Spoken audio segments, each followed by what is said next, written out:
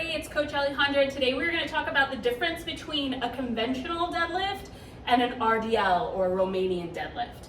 These are very similar movement patterns with slight differences, but those slight differences do matter. So let's talk about the difference and then we'll get into how they actually look.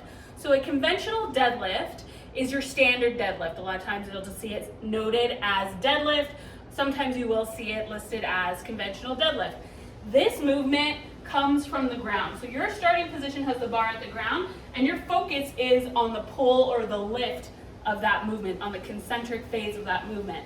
Now RDL or Romanian deadlift is going to be starting from standing position or from the hips. It has less of a range of motion as a conventional deadlift, but just as many benefits, okay? So RDL is gonna be focused on the eccentric phase, so the lowering down portion, right? You're gonna get more work in this part than you are in this part, all right? So two main ideas. Conventional comes from the ground, focuses on that lift part, that's the toughest part.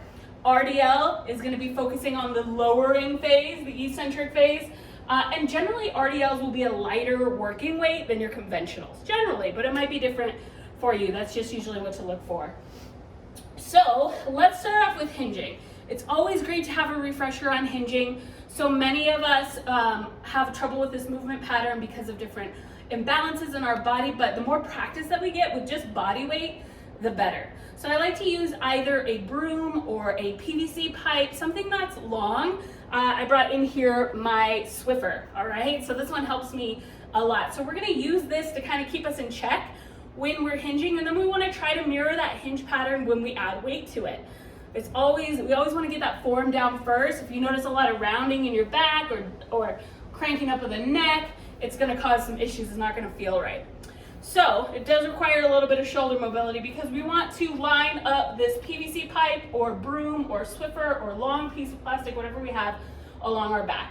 We want it to maintain 3 connection points as we hinge. The back of our head, okay, mid shoulders or right thoracic spine, right in the middle of the back, and then low back, right above, like right above tailbone sort of area, okay?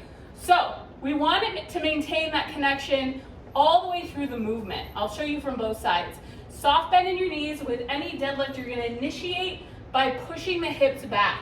It's thinking about folding the upper thigh to the lower belly, right, versus a squat, which is knee bend.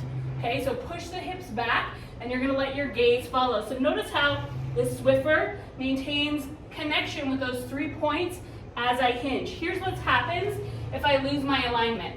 Perhaps I have an anterior tilt, right? Maybe I have a little arch in my back. When I do that, notice how I've lost that connection mid-back. It also forces my chin to drive up.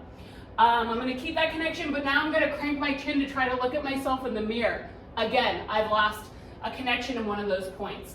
Perhaps I have too much of a posterior tilt. Right away, this lower connection point leaves my lumbar, right? And so as I move, now all of a sudden my legs are locked out and my low back's really rounded, right? So from this side, again, nice neutral spine. I'm gonna keep the connection point of all 3. If I tuck my tail, I've lost the bottom. If I arch, I've lost mid. If I crank the neck up, I've lost mid, right? And sometimes you can even lose connection with the head if the flexion in your spine is large enough. So that's something that we really, really want to focus on, is keeping that spine neutral in the hinging pattern. Initiating the lead with the hips.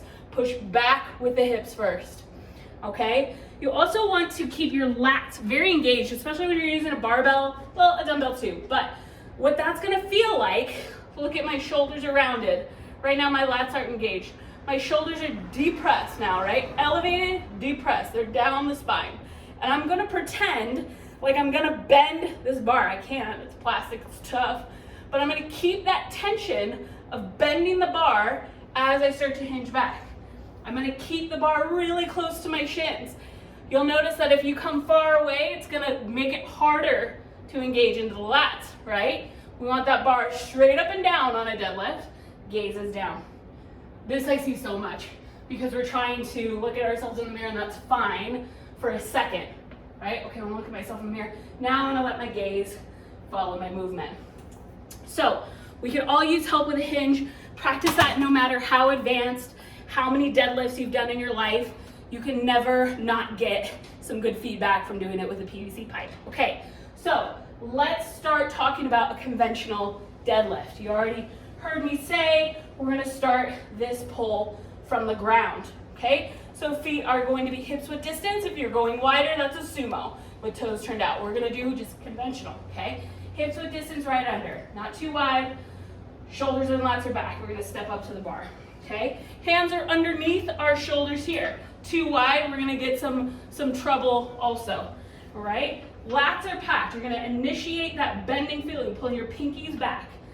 You're not gonna start your lift like this, okay? Nice neutral spine, deep full breath. Shoulders, lats packed back, every rep. Push into the ground as you come up. Control your lower, go all the way back to the ground. You will see some people that kind of totally release, reset, that's fine. But I want you to make sure you're reset before you start pulling.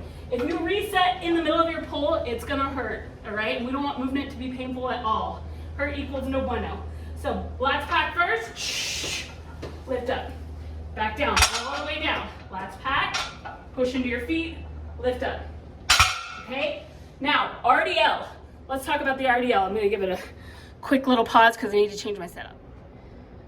Okay, took a little break there just so I can move my safety bars. So RDL is generally gonna start from your rack, okay? That way we don't have to do a conventional deadlift from the ground to get set up. It could even be higher than this. You just don't want it too high that you're gonna have to shrug to step back, okay? You'll also notice, I forgot to mention on conventionals, that you're gonna wanna use the bigger bumper plate. If you don't have bigger bumper plates like this, like for example, my 25s are smaller, right? So it becomes a lot harder for me to keep my form because this makes the range of motion even greater when I do a conventional with these. Now, perhaps I can't lift my 45s because those are bigger in that conventional lift. That's okay, you can use the 25s, but I want you to elevate each plate on like a lifting block, and I can link that below. Rogue makes some good ones. They're big wooden blocks. They're gonna elevate your floor, right? So you can still get that big range of motion in your conventional without changing it to an RDL. Now, we always gotta work with what we work with. If you don't have those lifting blocks, that's fine. I would just stick with the RDL instead, right, of your conventional if your plates are smaller, unless your form is spectacular in that smaller range of motion. That's really hard for a lot of people with the smaller plates to pull from the ground and maintain neutral spine, okay? So form first, change it to an RDL if your plates are smaller and you can't keep form. All right, back to RDL. So remember, this one does not start from the ground. This one starts from the hips, okay? You're still initiating that same movement pattern, pushing back from the hips. But notice how here, I've got less bend in my knees, so I'm gonna get more stretch in my hamstring. It's similar to a straight leg deadlift, but you're not, I mean, never are you doing this in a deadlift, but your knees aren't locked out. Soft bend in the knee, but a little less bend than a conventional, okay? So coming up to the bar, same stance. Feet are in line with your hips, shoulders are here. Never, not even in a setup, are we pulling the bar up like this. Never, not even for your first rep. Even your setup is important, okay? Obviously, I'm very passionate about this. I felt like suddenly I was lecturing you. I really want to make sure you're lifting safe. Okay, so lats are back. Oops, I did a flip grip, which is also a possibility. Lats are back. I'm gonna pull to set up, step back 1, 2. We don't want to be walking around much in that setup. Okay, push back from the hips just below the shins, gazes down, rise up. Back with the hips, gazes down, rise up. We're gonna come in. 135 is a little heavy for my RDL, to be honest. I had a tough time keeping my form there, so I would probably do my working sets, especially if there were 8, a shy bit lower than that.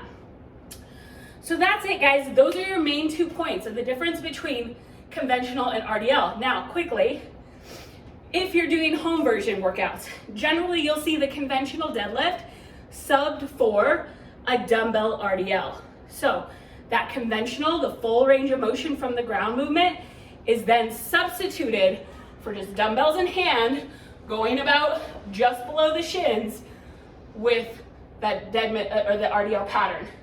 You'll notice if you try to do a conventional deadlift with your dumbbells, Same thing's gonna happen as if you try to do it with a smaller plate.